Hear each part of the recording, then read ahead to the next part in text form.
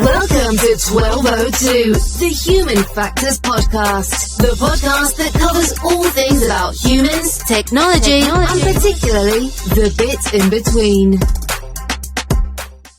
Hi, and welcome to this episode of 1202, the Human Factors Podcast. Bit of housekeeping and admin before we start. Those of you who are putting together papers for Economics and Human Factors 2025, the deadline for that is coming up very soon. And hopefully, if I get this episode out in time, I'll have given you a quick reminder before that deadline is due.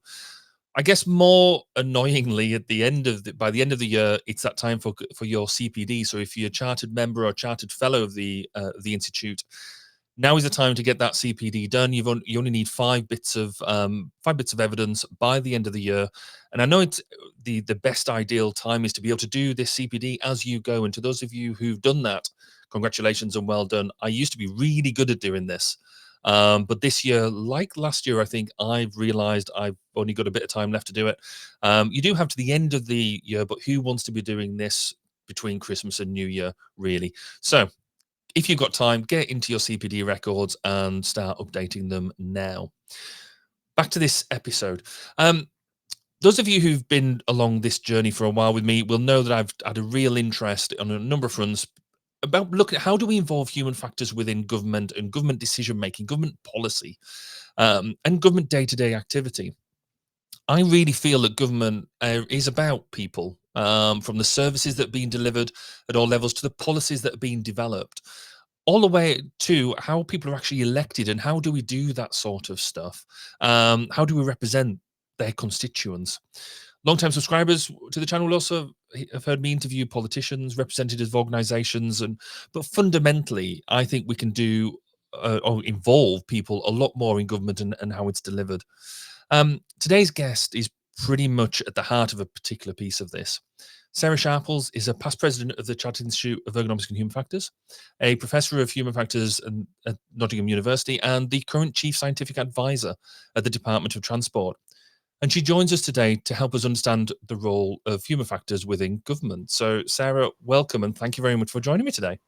Thank you very much for the invitation. And I have just added my CPD entry onto my actions list. Oh, well done. Good. I really need to do mine.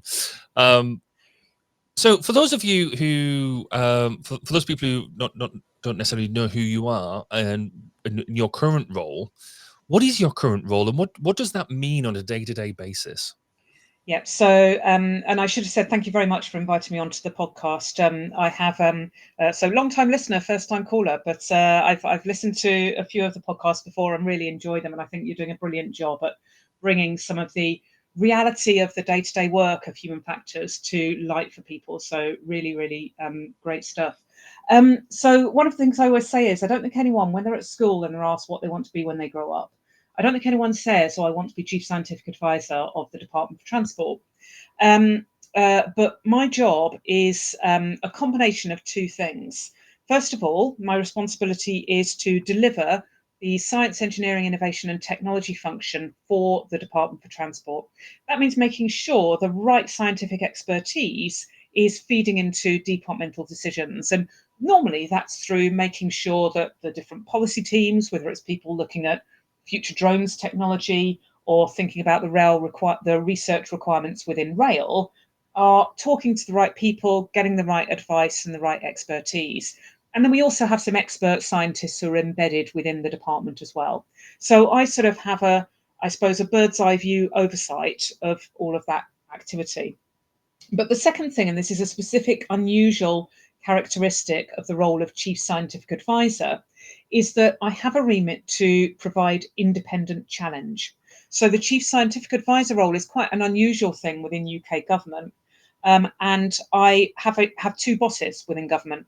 So I have a boss within the Department for Transport, the second permanent secretary, and I have a boss who is a cross-government official, the government's Chief Scientific Advisor, Professor Dame Angela McLean.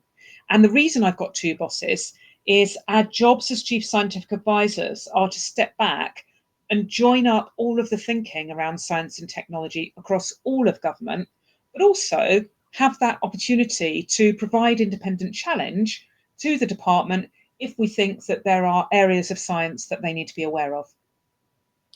So How did you get involved in human factors in the first place? As you said, no, people don't go to school wanting to be chief scientific advisor, but nobody goes to school either and wants to be an ergonomist. Do you want to be a, I don't know, a doctor or a nurse or a, a soldier or a sailor?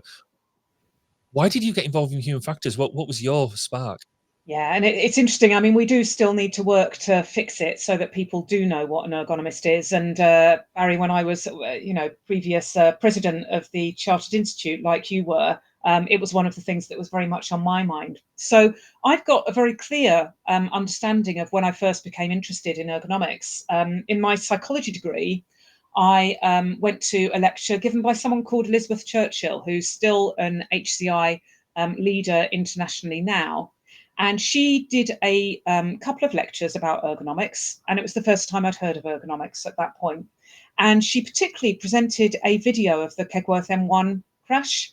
And as many people will know, the Kegworth M1 crash was one of those really tragic examples of where the initial diagnosis of the incident, and for people who don't remember, this is when a British Airways flight ended up crashing on the M1 into the embankment just on its approach to East Midlands Airport. And unfortunately, it was identified that after an engine fault occurred during the flight, the pilots mistakenly shut down the good working engine rather than the engine that had suffered a fault. Now, initially, that incident was reported as being human error. But when you delved into it, and there's some brilliant documentaries out there that really explain it, it just brought to light how it absolutely wasn't as simple as human error. And there were lots of things about the way in which the system was designed that contributed to that incorrect decision where the wrong engine was shut down. That really sparked my interest in the topic, and I really enjoyed that applied type of psychology. And I went to see one of Elizabeth's colleagues, someone called David Gilmore, who also ended up having a very, very successful career in human-computer interaction. And I basically said, look, I've enjoyed my psychology degree, but I don't want to stay in psychology forever. What do you recommend I do with the rest of my life? And he said, go and see my friend John Wilson. Now, John Wilson is a name that's known very much to many within the ergonomics community. I went to go and see John, and I still remember this moment. He was sitting in his very messy office, surrounded by boxes, playing solitaire on the computer. And I went and chatted to him, and he talked about the master's course, Human Factors in Manufacturing Systems. And I got myself a place on that. And then I was actually only supposed to be covering some maternity leave after the master's course on a project we were doing at the time in human factors of virtual reality. Well, the child that was born as a result of that maternity leave a few years ago tutored my daughter for her GCSE French. So it's possibly the longest maternity leave cover in history that I'm doing. But being based within engineering is something that really, really suited me. And actually, I now describe myself not just as a human factors specialist, but also a sort of systems engineer. And very much in the US, in a university, I'd be an industrial engineer. It is an interesting piece, isn't it, around is human factors engineering just a pillar of systems engineering? And if so, why do we have to put so much focus on it? That is a topic that I think keeps on going round and round. And I think you've it's quite right to sort of keep challenging that as we go forward as well. But if you started there, then how do you get from that point to becoming chief scientific advisor? What's that route look like? Yeah, so and I think we should come back to that point about engineering later on, Barry. But about probably 15 years ago, I was at a talk, one of the talks that you go to when you're doing research. And at the time, I was doing research in an area called digital economy, where we were looking at human factors of digital technologies applied in a range of different contexts. And someone called Brian Collins was doing a talk about science and government. And at the time, he was the chief scientific advisor of both the Department for Transport, but also at the time, the Department for Business, Innovation and Skills. And it was a joint post at the time. And I just thought, oh, that sounds quite interesting. I have to keep my eye on that. And I stayed sort of in touch with the subsequent chief scientific advisors. And I really enjoyed working at the university. I loved teaching. I had lots and lots of research going on, but I really enjoyed that external engagement. I enjoyed working with industry. I enjoyed working with the research councils and the funders. I knew that way I could make a bit of a difference by being a human factors specialist in, for example, the Engineering Physical Sciences Research Council discussions. And so I just kept my eye on the Chief Scientific Advisor opportunity. A few years before I was appointed, I was invited to become a member of the Science Advisory Council. Now, the Science Advisory Councils are really important parts of the government advisory structure. Most departments now have them, and they're groups of independent experts who actually provide a broad range of advice that normally supports the Chief Scientific Advisor for the department. So the previous Chief Scientific Advisor, Phil Blythe, was in post at the time, and I got to see how interesting his work was. So when he finished his term, I got a call by the headhunters, and actually the first time they called, I said I wasn't interested because I had an amazing job, and I really enjoyed my previous job where I was lead for equality, diversity, and inclusion at the university. Actually, once I sort of spoke and learned a little bit more about the role, I thought, oh, I'll throw my hat into the ring, and was successful. And I absolutely love it. It's a job that keeps your brain whirring in a way that not all jobs do. Jobs at this sort of level of seniority are really different. And sometimes you end up having to spend a lot of your time on almost emotional intelligence tasks and leadership tasks. The great thing about the Chief Scientific Advisor role is I do have to do that leadership, but I also have to be a technical specialist. So sometimes I'll go from a day where I've talked about hydrogen strategy, then artificial intelligence, then the platform train interface, then road safety, then something about integrated transport, all in a day. And your brain is sort of whirring, but it's a really great way of keeping your thoughts going and making those connections between different elements of the transport system and how science can make a difference. I mean, you mentioned a range of topics there that, when you think about it, yeah, that absolutely fits into transport. How do you keep on top of it all? Because that's a lot of stuff to try and join the dots between. It is, and it is a bit like spinning plates. One of the great things about working within the civil service actually is, first of all, there's a brilliant team that supports me. So I've got an office that supports me from a day-to-day point of view, but I've also got both the specialist teams that work for me and then other deep specialist teams across the department, including one that sits under the Dept chief engineer, that provide that deep technical expertise. So very often, actually, my job is one of translation.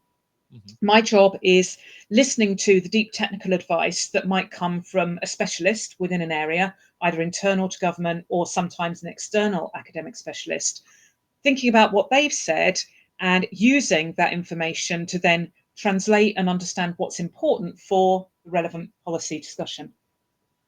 Yeah, so we're going to take a quick break in a moment, but we obviously mentioned this bit about engineering and human factors being together. Now, I know because I've heard you talk on some of this before, but what's your thoughts on it? Should we be bidding this off and just being part of the engineering world? They're two different things, aren't they? Binning it off, I'm not so sure. Being part of the engineering world, absolutely yes. I was very, very proud recently to have been confirmed as being elected as a Fellow of the Royal Academy of Engineering. We were trying to do the calculations, actually. I think I'm at least the second, but there might be others who we haven't quite managed to identify. Person who's a sort of chartered ergonomist and human factors specialist and a Fellow of the Royal Academy of Engineering.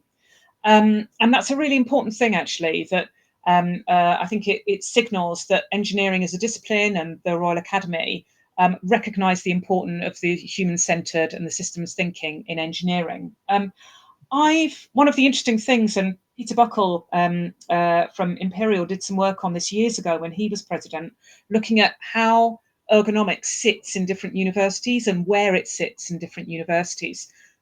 Because of various historical factors going right back to Nigel Corlett, actually the other person who we think has been a Fellow of the Royal Academy of Engineering and then registered ergonomist, he sort of set up the ergonomics team in Nottingham as being within what was then production engineering. And it's just sort of evolved since then. I think, and actually Peter found in some of the analysis he did, that engineering has been a very happy home for ergonomics over the last 20 years, when universities have seen a tremendous amount of change, and actually disciplines like ergonomics in some universities have really struggled to thrive. So I think, first of all, from an engineering teaching point of view, there is quite helpful synergy between some of the things we teach in ergonomics and then some of the things we teach in engineering. But there's a piece of work being led by the Royal Academy of Engineering called Engineers 2030. And within that work, there is a really clear signal of the importance of both system thinking and human-centered thinking. And the Royal Academy itself has recognised the value of engineers being able to work with a wide range of different disciplinary expertise, including those where there are skills for human-centered thinking. So I'm really, really keen on that. I'm very keen, actually, through my role as a fellow, to continue to support that work and see how we can make sure that human factors and ergonomics continues to thrive, and its chartered status means we know it's got something distinct to offer. But I personally would be very supportive of closer links between the Chartered Institute and some of the other activities of the Royal Academy. I mean, that sounds fascinating in terms of future work. As somebody who's, I'm a chartered engineer and a chartered ergonomist, you sort of sitting there going, do I need both? Yeah. And I keep on coming back to, yes, I think we do, because they are both distinct. Yes, they're complementary, but as you just said, they do have their own bits to offer. So no, that's fascinating, that they are looking at that sort of work. So we're going to take a quick break, and then we're going to get more into around how can human factors play a role in government. So we're going to be back right after this. You're listening to 1202, the Human Factors Podcast. We wanted to take the opportunity to say thank you for your support. You can help further by rating us through your podcast provider, sharing us through social media, and telling your friends and colleagues. Let's work together in raising awareness of the value in putting users at the center of what we do. And welcome back. And here we are talking to Sarah Sharples around how human factors can play a role in government, basically. So, Sarah, with your current role, you obviously don't need to be a human factors practitioner to do what you do, is in the job title, but clearly you bring your human factors background into it. So how do you see human factors and ergonomics playing a role in current policy development? So it's a really great question. And I think I'm probably the first from a human factors background to be in a chief scientific advisor role in any department, although there are other people with social and behavioural science expertise in, for example, the Home Office, national policing, and other areas. And traditionally, the chief scientific advisor role was often a mathematician, sometimes an economist, and then in transport more recently, people with sort of mechanical, electrical engineering, civil engineering type backgrounds. So in terms of human factors in government, I mean, I've been trying to raise the profile of human factors as a discipline in my time in the role, and I've been in the role for 3.5 years now. And I've done that through a couple of things. So actually, you joined me, Barry, along with Ben, for a sort of online talk that we did to a number of civil servants across government. And I seem to remember there were a lot of people on the call, actually. And it was so actually working with the Government Office for Science and just being a human factors person and talking about human factors is one of the things I've done. And I do a lot of talks, for example, to fast streamers, who are the early entry route, the graduate route to the civil service. And I dig out my onion model and various other things at every possible opportunity. So the first thing is I just try and be a bit of a flag waver for the discipline within government. But I think more importantly than that, and this is where, if I'm honest, I still need an awful lot of help from human factors colleagues, is making sure that people understand the distinct contribution that human factors as a discipline can have to offer. because there is actually a very strong history of social research in parts of government, and some absolutely outstanding quality work that is done, particularly within the Department for Transport, but across government more generally, and increasingly a focus on behavioural science, which I would almost describe as one part of human factors, in thinking about how we can specifically design, often information in particular, to influence behaviour. But that sort of holistic, bringing in the physiological, the psychological, the computing, the design, that sort of thing doesn't really sit in any formal parts of government. We are, though, starting to see, I think, a lot of this emerge. And one of the things that the new Secretary of State, Louise Haigh, who's the Secretary of State for the Department for Transport, has done when she's come in to join the department, is she's set out 5 priorities for the department. And 2 of these are really, really clearly linked to human factors. The first is transforming infrastructure to work for the whole country, promoting social mobility and tackling regional inequality. And then the other one is better integrating transport networks. And the Secretary of State has been really, really clear in her seeing an integrated transport network as being one that is very much sort of person-centred. I saw her speak at an event a couple of weeks ago on at something called the Accessible Transport Commission, which is a group that's chaired by Baroness Tanni Gray-Thompson, who has been a long-time campaigner for accessibility issues within transport. And it was really, really clear at that event that Louise, the Secretary of State, is absolutely passionately committed to breaking the deadlock almost that we've had in terms of some of the design barriers that we know exist to accessibility in transport. So one of the things I'm really trying to do now is think, well, how can we make sure that both human factors methods and human factors experts can work effectively with those people who we know best about accessible transport, which is the people who are directly impacted by accessible transport. The disabled people are the experts, but we know that we've got a very proud history of human factors professionals working with people with accessibility needs to, again, do that translation, make sure that we are capturing what those barriers are and identifying the right solutions to overcome them. I mean, absolutely. It almost feels, I guess to us, it almost feels obvious, doesn't it?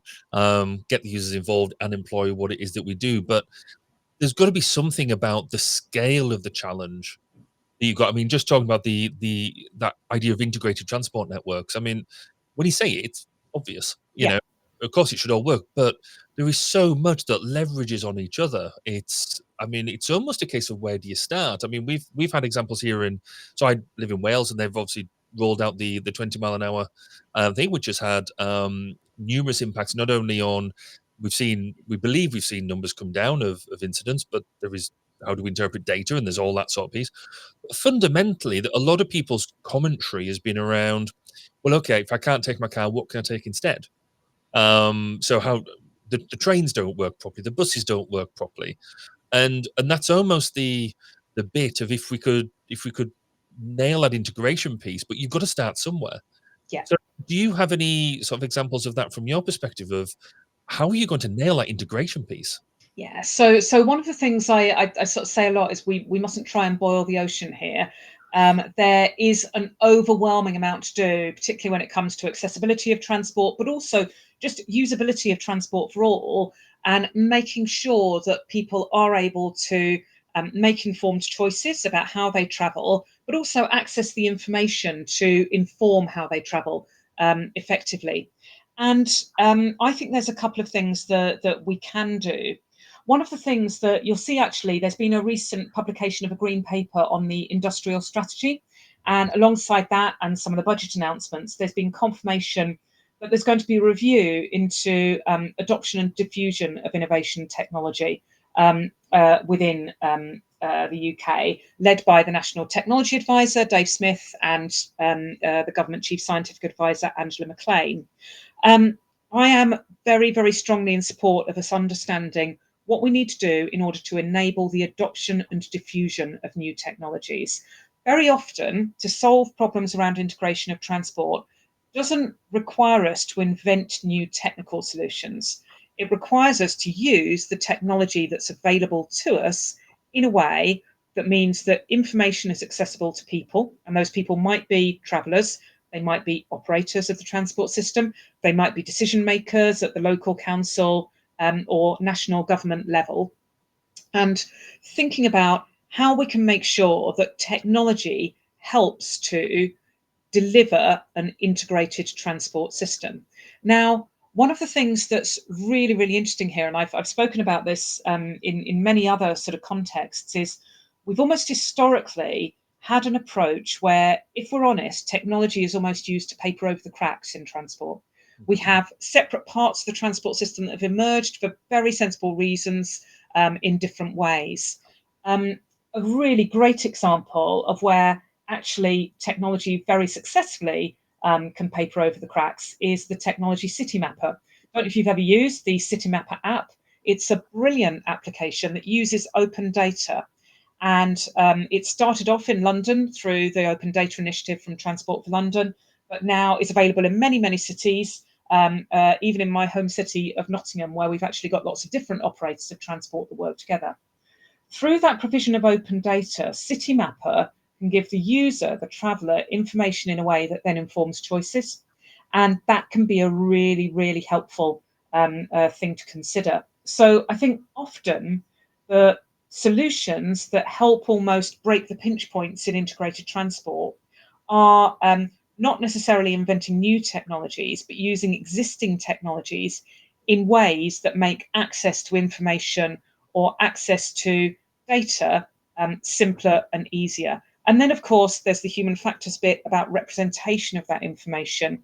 Representation not only of it in an easy to use form, but also giving confidence to the user about how certain they can be in that data. Sometimes data we see is standard timetable information, sometimes it's real-time data. It's really important that interfaces clearly distinguish between those two sources, for example. And that sort of teaching is or that sort of interface design is leading itself to so much more like explainable AI and things like that as well. So then principles are not necessarily new, but they're good to see to be employed. Yeah. I guess with a lot of this, you will see a lot of technologies and a lot of methods, a lot of insights that you can say that's good interface design, that's good HF stuff. How have you been able to bring human factors and human factors methods actually into the way that you do your role? Have you been able to change anything or change anything with the way the department works? It's it's a really interesting job like that, because I don't go in the morning and by the end something's changed. It's a sort of a gradual, I suppose, sense of change. It's culture change, I suppose, really. And there are some things where I know that change has happened because people come and ask me questions rather than me spotting things and working it out. They also are working with people with human factors expertise in the external context as well, which is something that can be really positive. And there's a really good example of this, actually. There was a piece of work, a number of pieces of work, actually, that have been done around connected and autonomous vehicles that many of our human factors colleagues have been involved with over many years, actually. And we've seen human factors people there not only support some of the demonstration projects around automated vehicles, but also now be part of the community that's helping to inform the design of some of the legislation that's helping automated vehicles be rolled out responsibly. So it's interesting. I go to those events and I bump into human factors people. Similarly, we've got some really great work led by one of my colleagues, Sam Rose, in the department, looking at the use of AI within both the Department for Transport and more broadly. She's run some hackathons, and there was a hackathon this year that I was the judge at, and it was great to see some of the human factors elements come out through some of the pitches that we then had to consider during those sort of hack events. So you start to see it. So I think one of the things I do see is I see an increasing presence of people with human factors expertise amongst those that we work with within the community. So I guess it's like tangent to that to a certain extent is there are domains where human factors is mandated, so defence being one of them, nuclear, oil and gas, rail has that piece. Do you think there is value in us mandating the use of human factors across all the government departments in that way?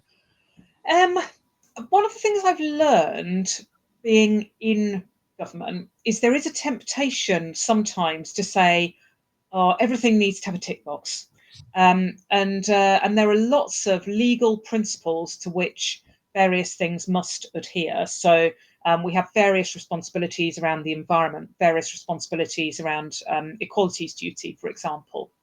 Um, I do worry sometimes that we have too many of those things and they then end up being a tick box exercise. So I think where we are now, actually, there are few enough that we can be confident they're being robustly considered and that we have enough expertise within relevant departments to demonstrate that we have adhered to them. If we add too many things in, and human factors would be one of those too many things, then we'd be at danger, I think, of diluting the power. But one of the things I think it would be helpful to do is raise awareness of how to understand when human factors issues might be of relevance. I'll give you an example. If we're building a new bridge or providing the funding for a new bridge, because it would be other parts of the system, either the rail or roads that would actually deliver it, it's absolutely obvious to people that there needs to be some specialist engineering advice that feeds in at some point, to the point where I think you wouldn't even check because you know within National Highways, Network Rail, there would be various engineering assurances that would take place. If we are delivering a new method that is ensuring access to bus timetable information for all, making sure we've got the right expertise feeding in there. It's actually easier said than done. Sounds really obvious, but very often the way a government department works is through allocation of funding to local authorities or providing a competition to which different people can bid or things like this. So I think there is more we can do to think about where we can just have those checkpoints to ask questions about the extent to which people have considered human needs within a policy or an activity. But I don't think I would be being reasonable to say every single policy needs to be checked for its human factors implication, because it wouldn't be feasible. And it wouldn't be necessary, because there are lots of things that are done within government that have a really, really great evidence base and don't need that human factors expertise. So I think that us raising awareness of the value of bringing in specialist advice when it can be most impactful is probably the most useful thing that we can do. It's cool because I guess that we would probably have a push to say, right, we need to convince every area of government that HF is really important, which we all think it is. That's great. But actually, I'm getting from what you're saying, actually, just almost being that showing good practice is as valuable as being is it almost the carrot more than the stick is more worthwhile at this point? But it's the perennial challenge. So it was Howell Morrell, wasn't it? I think who said, "What we don't need is more ergonomists. We need more ergonomics." And it's how we deliver our methods in a way that they can be helpfully used by non-human factors specialists, but not so we fall into the trap of people thinking that they've done a sort of a half-hour sort of exercise and that's it. They've done a full human factors analysis. I personally have been of the view that we have sometimes tended to be a bit precious about our methods. And particularly with some of the sort of big systems analysis methods, I don't think we've cracked how to get those complex systems analysis methods out into the real world in a way that they can be used really, really easily by non-experts. They can quite quickly become quite overwhelming, and I don't think people automatically see the value in them so quickly. We can learn a lot from some of those tools that have been out there for many years, like Ruler or the HSE checklist, which we forget were absolutely groundbreaking in enabling people in real world settings to apply human factors in a way that absolutely stayed true to the underpinning physical ergonomic science, but took that understanding and was able to place it in a real world setting. I do think there are other areas, because remember, of course, government sets the policy, but works with lots and lots of arm's length bodies and partners. So I know you know Steve Shorrock and the work at Eurocontrol very, very well. One of the things that Steve has done in a government associated context is really do work to change the culture. So thinking about who his target audience are, in his case around air traffic controllers, thinking about what types of training can be most of value to help them think in a human factors mindset and recognize when there might be human factors issues that then require specialist help to come in. And I think there's a lot we can learn from some of those areas where I think there has been a success, actually in aviation generally, in having that higher level of awareness of the importance of human factors and then being confident to bring in where the specialist advice is needed. I guess that's that piece, isn't it? Because there isn't that many ergonomists around. In the, whether you just look at the chartered numbers, which are still scarily low, but even people who are practicing. And so I completely get this idea that we want to protect what it is that we do, circle the wagons, and we do all the HF stuff. But from what I'm hearing from what you're saying, having that human factors piece in your job title effectively isn't as important as doing the job, as actually getting the job done, but knowing, I guess, when to hand it over, when do you need the expert support to come in, or what can you do yourself? It's a couple of things. So I think it's different. Someone like me with a human factors background being in a general job and then being able to essentially deliver human factors by stealth a little bit, and then afterwards saying, "Oh, by the way, that was human factors." And I do end up doing that sometimes, especially. We forget how well human factors helps us elicit information from complex situations. That taking a really complex situation and breaking it down in some sort of logical diagnostic manner is something that's absolutely inherent to being a human factors professional. Quite difficult to teach, but really, really helpful when you're doing a job like mine. So I use a lot of my human factors skills, but don't necessarily call it human factors. I think that what would be really, really helpful is a raised awareness, particularly in teams that are working directly with, for example, the team of ours that works with our Disabled Persons Transport Advisory Committee, them having perhaps access to some specialist human factors resources and training and things like that, I think is where that could be particularly of value. Cool. So I guess we've talked all around government in many ways, but we haven't probably hit the nub to a certain extent, which is, government has politicians involved, and you've got a new shiny set. Yeah. Is this, with this new government in power, is this the time when we, as like either HF practitioners or the Chartered Institute, or whatever representation we want to have, should we be actually going and lobbying them to say, involve us more? Or actually, do you think more actually we're going all right as we are? No, I think there's more we need to do. But I'm not sure I'd use the word lobby, and I'll explain why.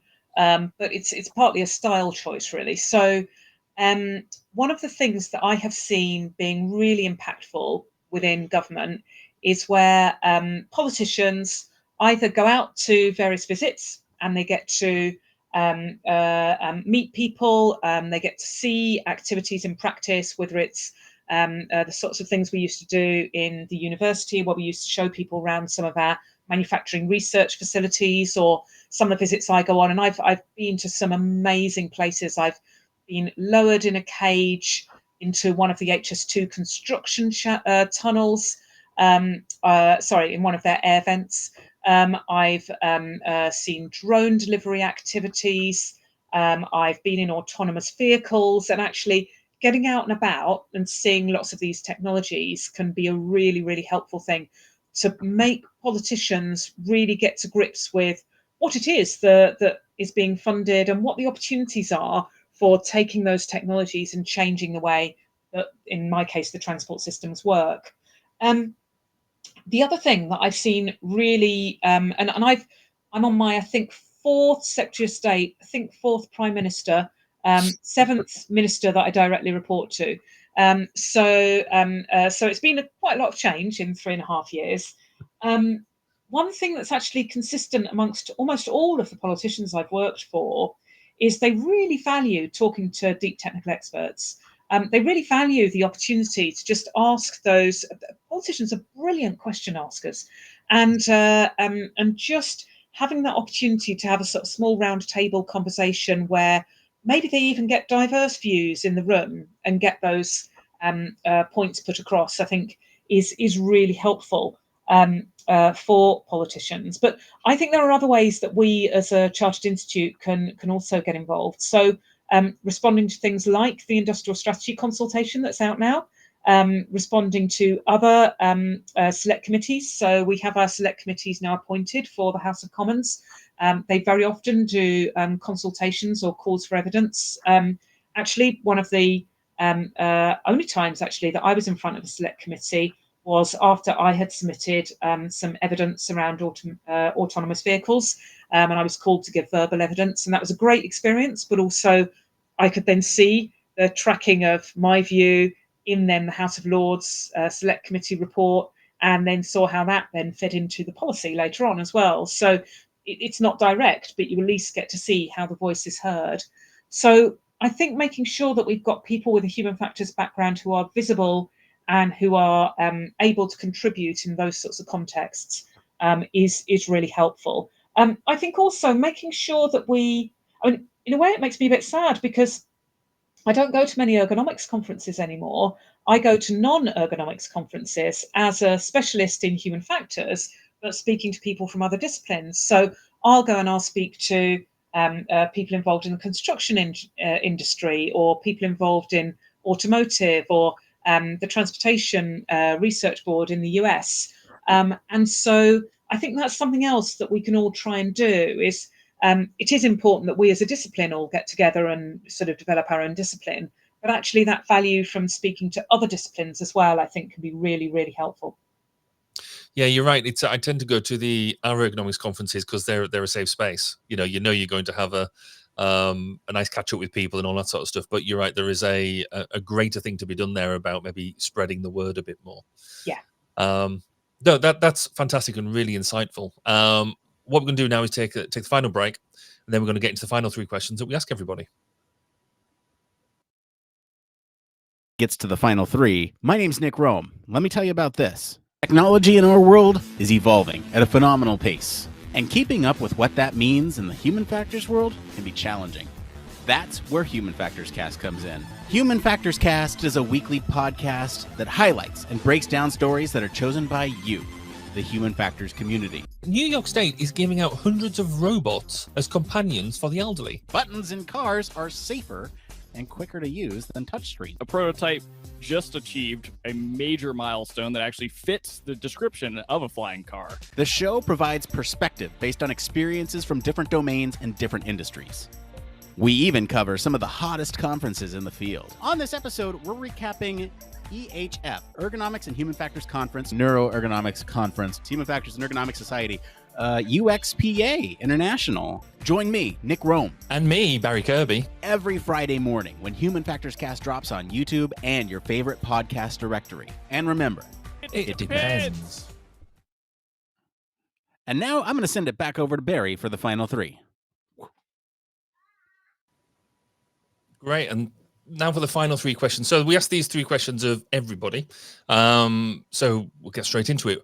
Do you have a book or a paper that you use repeatedly, a bit like a Bible on the side of your desk from a human factors perspective? This is really interesting. I'm going to ask for 3. So the paper I refer to the most by far is Ironies of Automation by Lisanne Bainbridge. And I know lots of other people will have said that. And that's because it's a brilliant articulation of, to a certain extent, the bleeding obvious. But when I'm doing those talks to people from non-human factor specialisms, I literally say to them, go away and read this paper. And I talk about the still today relevance of those points about the way in which we implement automation having unintended consequences. And it's just such a beautiful framing of a challenge that we're still facing. in terms of a Bible, I really should mention my own book, or the one that I sort of inherited really from John and from Nigel. So now the sort of Wilson and Sharples evaluation of human work. It was a labour of love getting the 4th edition written. I didn't think I could do it at some point. It was, I still suspect I'm the only person who's read it cover to cover in the world. But having read it cover to cover, I've learned a lot because it's a compilation of 38 chapters from a number of different leading specialists. And actually, it's a really great record, not only of how to be an ergonomist, which was always its proposition, but actually, sadly now, because so much time has passed, it's a great record of some of the thinking that has informed our discipline for today. And one of the things I would really recommend people do is read the bit that people don't normally read, which is the sort of prologue. I can't remember what we called them now, the introduction bits. Yeah. Because what we've done is we've published the 1st, 2nd, 3rd and 4th edition versions, and you can see the history and the development of that book. And then the final one is Caroline Criado Perez, Invisible Women. And of course, that's not described as a human factors book. And Caroline Criado Perez would not describe herself as a human factors professional, I don't think. But in terms of bringing some really important ergonomics concepts to a broad audience with a brilliant evidence base and a really nice writing style. And that's one I often sort of pick out and use for particular examples around technology and physical design. Cool. Yes, they're all 3 really great examples. If you could go back to a time that suits you in your in your history, what advice would you give your younger self? So I think I'd go back to when I was an early career lecturer, when it was quite tough actually running an ergonomics course in a university department. It was sort of a previous phase of quite considerable pressure within the academic context. And at the time, ergonomics was much less recognised for its importance then as it is now. And I think my advice would be, don't be quite so defensive. I remember being really quite naive about the extent to which people who weren't ergonomists and human factors specialists just didn't get it. Mm-hmm. And I don't think at the time I was very good at explaining it. And so it would have been obvious to me that they were missing something, but I wasn't able to articulate in terms that they understood what it was they were missing. And I think sometimes I sort of almost talked myself into a corner or just got cross or disillusioned. And I think I should have learned earlier how to talk different languages to make a case to different people within an organization. And I just think I should have relaxed a little bit and got a little bit het up about it. I completely get that frustration though when you're trying to, isn't it just obvious? So I completely see that. Fast forward then to at some point you decide, actually I'm going to retire. Gardening's for me, that's the way ahead. What would you like to be remembered for? I'd probably like to be remembered for having a nice garden, actually. That would be, or being able to bake good cakes, or having raised decent children and having a happy marriage. And actually, I'm genuinely serious about that. I think those things are extraordinarily important. Having good friends and just being happy is by far the most important thing that you can achieve in life. I think from a work point of view, I hope I would have made a little bit of a difference. The thing which I know I've made a difference in, and this is a real privilege when you work in a university, the number of people. So I've supervised, I think, 50 PhD students. I've taught many, many students. And there is nothing nicer than getting an email from an old student and they'll say something like, Sarah, you said this to me about 10 years ago, and it suddenly occurred to me, and I just wanted to tell you that what you said sort of made a difference. So it honestly is really quite lovely, because I'm going to say I'm in the middle of my career. I'm more towards the end of the beginning, but I've still got a fair bit to go. I now get to see people who've been my students just being amazing all around the world, and doing amazing things, whether it's working for the health and safety executive or Uber, or have one working for, well, in fact, Tamsin worked for NASA before, have people working for Facebook and Microsoft and all sorts of different places. That's where the difference comes. So I think I'd just like to be remembered by them as hopefully helping them on their path towards their career, really. I guess what more can you ask for? I mean, certainly from my perspective, almost every talk I hear you give gets me into trouble one way or another, because I know you've inspired a lot of the work that I've done. So certainly from my perspective, I would like to say thank you for that. And so I can see why lots of other people would do the same. Sarah, thank you ever so much for giving us an hour of your very, very busy schedule. I think hearing about how you would, how we can do more within government and try and help that message go through is absolutely phenomenal. If people wanted to get in touch with you to either discuss things more or engage with you, how would they go about doing so? So first of all, they have to be tolerant of my very busy diary. LinkedIn, I've become a bit of a fan of LinkedIn recently. I was a bit of a late entrant to LinkedIn, but LinkedIn is an area where actually I see some really great discussions around all things ergonomics happening. And I think if there are things that people want to discuss, then starting a bit of a conversation on LinkedIn is the way to go. Brilliant. So, Sarah, thank you again. I really, really appreciate your time.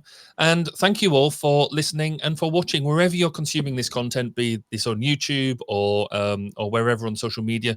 Please do like and share what you see. But if you want to discuss more, do comment and we can engage in conversation. And otherwise, we shall see you all on the next episode. Thanks, Bray. Thank you for listening to 1202, the Human Factors Podcast. Please do get in touch with your thoughts, questions, and comments. You can contact us on social media such as Twitter, LinkedIn, and Facebook at 1202 Podcast. See you next time. And remember, it's more than just common sense.